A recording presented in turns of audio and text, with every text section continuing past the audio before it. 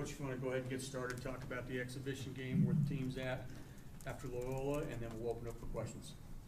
Yeah, having our second opportunity Thursday to, get out there and continue to play against somebody else, which is good at this time of year before you get really busy with the game schedule.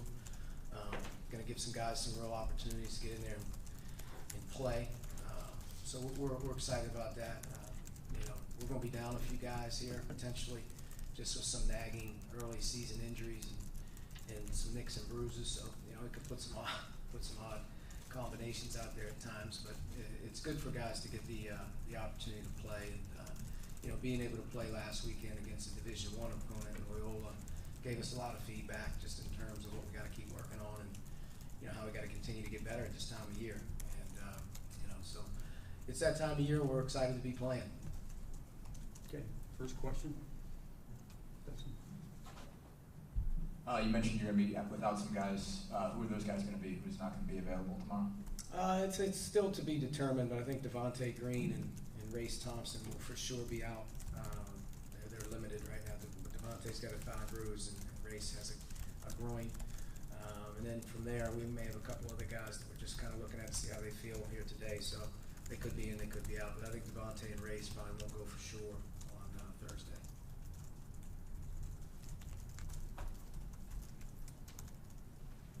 Go ahead, Jim. Coach, the secret scrimmage gives a unique opportunity to look at your team. What was some of the things that you learned most from that scrimmage about the team itself?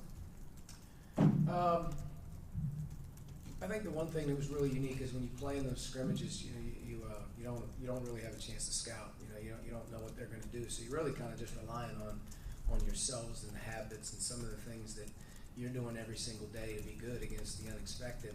And, surprisingly enough, I thought defensively we were better on defense than we were on offense, and I think our returning guys, really have a better feel for what we try to do when we play. Not that we were perfect or good, but I thought defensively we were a little bit further along just in terms of our ability to play in a real game against a real team who's running really good stuff and has some good players. So, but just coming out of it offensively, don't like where we're at right now. We have some time, obviously, to continue to work at it, but we've got to get better on offense. Just the pace of play, the style of play, and just how we're going to have to be better offensively was the one alarming thing that came out. I didn't think we played very good offensively in the game, and again, they did a lot of different types of things that we don't see. Whether that be switching, whether that have been going under screens or denying. We were playing against a style for the first time we haven't really prepared for, so it was good to watch us sort of struggle and kind of see as we move forward, what we have to do when we play against those certain types of teams and whatnot. So the scrimmage was really good. It was really beneficial. A lot of information. Jeff and Mike. Hey, Coach, what do you see from Finney, getting a start, and how did he play, and kind of what are the things that you liked about him early on? Well, Robert, had an opportunity to play a lot of minutes. Just knew Devontae was out, and it's just going to put a high premium on him. So for him to get out there and play and just watch him, was really, really impressed. Number one, he really holds his own defensively. I think as a freshman, he's advanced defensively. He's got a really sturdy body, he's strong, he's competitive. And I think just for his first time out, just in watching him playing against a really good player at Loyola and Custer, it was a great test for him. So I was really excited to see him compete. I think offensively he did some good things when he had his opportunities, but I think just in approaching him after the film, continuing to really be a guy that runs the team, is thinking the game for other guys, trying to make them better, be a guy that's constantly trying to probe the paint for assists, just things like that. But Rob did a nice job, and he's going to have an opportunity here early this season, I really think, to make his mark just in terms of having a pretty big role with us. Mike? You were saying the other night that this isn't really a team that aspires to shoot threes, but it more so aspires to get fouled and get to the line. Is that more so by design right now, or is that just kind of the way things are guys are figuring things out? I think it's just kind of who we aspire to be as a team that obviously, attacks the paint, whether that be with the pass and the dribble, and getting fouled is obviously a huge thing for us. We want to be a team that can get fouled. A guy like Romeo can get fouled. A guy like Jawan can draw fouls. I think Justin has a chance to draw some fouls. And Not that, other guards or whatnot can't, but it's a team to me that has to take really good threes and it has to take threes off of assists, not just launching. We're not that type of team. I don't think we're a prolific shooting team. I think we're a team that if it takes good shots, quality shots, I think we'll have good percentages. But I think playing through the paint, playing inside out, and being able to really attack, off the dribble is something we got to get good at. And when you do that, you got to be willing passers. Guys got to be able to share it. So the threes that we get should really come off, in my opinion, inside out, penetration, kicks, numbers and transition. Those are the threes that we kind of are looking to try to, take advantage of. One of the things that stood out was with some of the close scrimmage stats was the rebounding numbers that you had. Is that potentially a pretty big strength in this team, or do you have the personnel to maybe be better than you have been? I think, part of it was style. I don't think that Loyola was a traditional Big Ten team in terms of their size. They have a really skilled team, very, very good offensive team, but they didn't just try to pound us on the glass. So we didn't really get exposed in terms of the rebounding numbers. Now, if you ask me, do we have a chance to be a good rebounding team, I would tell you yes, because number one, I think Romeo at the guard spot is a terrific rebounder. I think Juwan obviously has proven to be a terrific rebounder. And just by committee and what we do and how we try to approach it, I think this team should be a pretty good rebounding team. I don't know if we'll be an unbelievable offensive rebounding team, but I think that we have a chance to be a pretty good rebounding team as a group, just because I feel like our guards in particular, you had a guy like Romeo and Zach out there, those guys, they've got good size and they should be able to mix it up pretty good. Is that? Sort of a bigger picture question. I think we asked you a little bit about this at Team Media Day, but Romeo's a guy whose teammates have said, for all the expectation, for all the hype around him, you don't really notice it, that he just sort of rolls off him. Why is that in your mind? What makes him suited to just not really be affected by a lot of what swirls around a player of his caliber? Well, he's probably been, as highly publicized, or at least as watched and as hyped from a 9th or 10th grader as there probably has been a guy. So I think just in terms of his experience, he's used to a lot of eyes on him. He's used to media attention. He's used to, so to speak, hype. And I don't think he's the type of kid, with the way that he's been raised and his parents and how they've approached things, that he's a guy that gets too high or low. He kind of stays in his own lane and works on his game, and he's a good teammate. He likes the deal. He's continuing to get better and better every day, and that's kind of who he is, and that's what he's been about. He's not a very flamboyant guy. I don't think he tries to stand out, and I think that's a great quality to have as a guy like him. He's pretty humble when it comes to just being himself. Guys have talked about with Juwan just how driven he is to get back to the tournament, how he's eager or at least willing to push buttons in practice. How much does a team with your aspirations need a guy like that who's kind of willing to take on that role and be assertive in that kind of way? It's essential. I mean, you need your best players. Hopefully, your best players, are the voices of the team. They're the personality of the team. And I would say that Juwan has approached this season no different than he did last year, where he's really trying to improve. He's trying to get better. But when you watch him in practice, I mean, he competes, he plays, and he works, and he's very intelligent. And just having him as a guy, I think that everyone looks at, that they can rely on, they can count on, is very important. And the more guys that kind of go with him, the better chance that we have of being a team that can hopefully reach its potential, so to speak. But he's doing a really good job on and off the floor, in the locker room. His play speaks for itself every day, which is great. But I also think just his habits every day. He's got no slippage really in terms of what he's doing. He's there, and he pretty much sets the tone for us.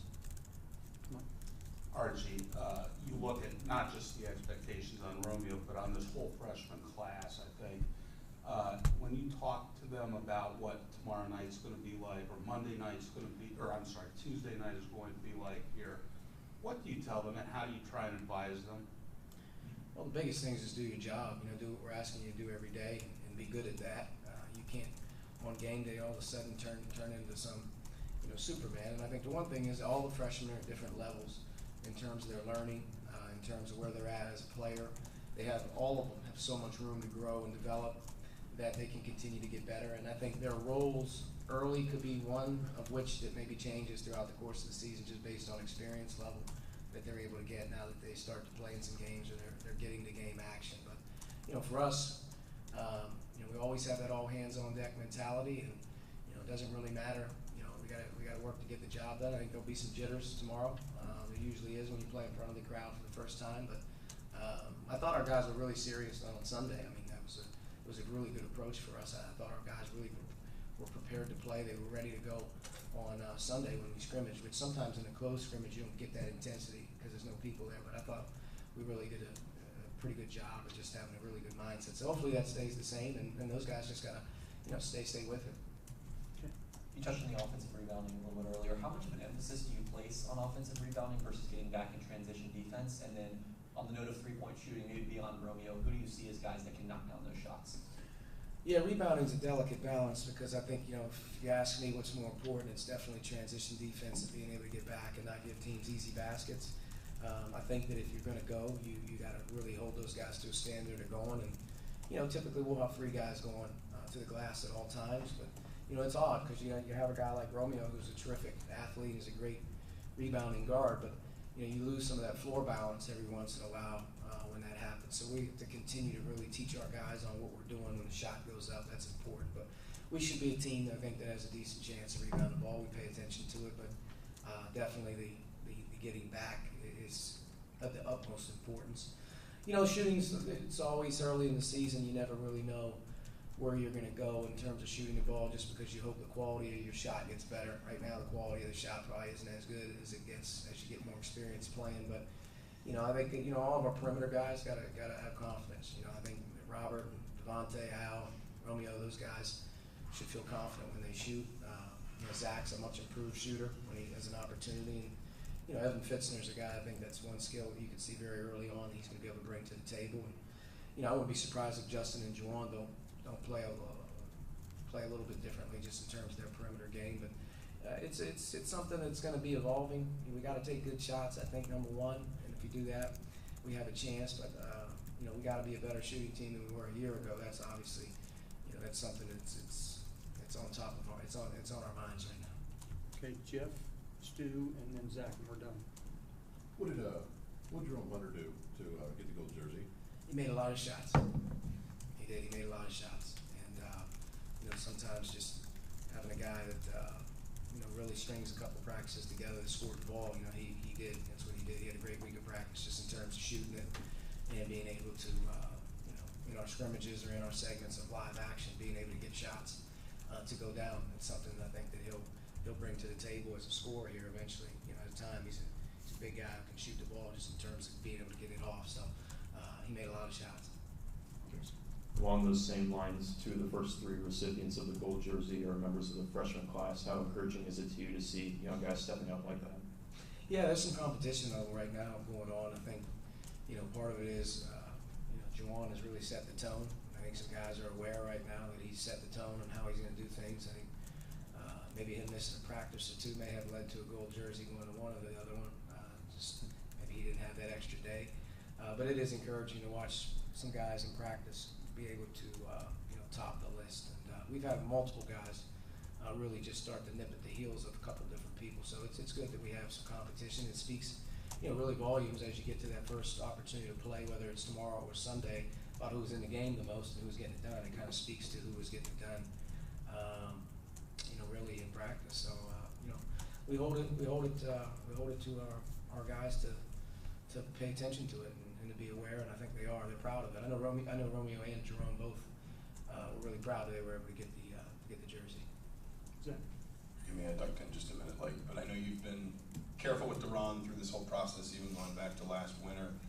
I think you said he's back kind of in contact. How tight of a leash, I guess, do you have him on, not just tomorrow night, but in these first couple of weeks? And do you want to kind of build him towards something, or is it maybe early on here just really limiting him? No, he's in a building stage. He's back in. He's cleared for 5-on-5 full contact now, which is a good thing in practice. He was able to get right under 10 or about 10 minutes in our scrimmage, which is about what we planned. We'll look at him tomorrow. With all things going well, we'll look at him hopefully tomorrow, maybe more between 12 and 15 minutes. Conditioning is a big thing for him right now, being able to just consistently be able to get up and down for 2 to 2.5 minutes before we have to get him out, just due to the fact his conditioning is nowhere near. So he's actually going to have to play himself, practice himself, and kind of play himself into shape the best he can through games, which is hard to do. But the hope would be as a couple months would go by, he'd get more and more equipped to handle bigger load with no setbacks. But he's sort of right where we need him to be right now, and it's just a conditioning element, and it's him being consistent and not really missing any more time. If he just stays in there every day, I think he's going to continue to get a little bit more comfortable and feel better.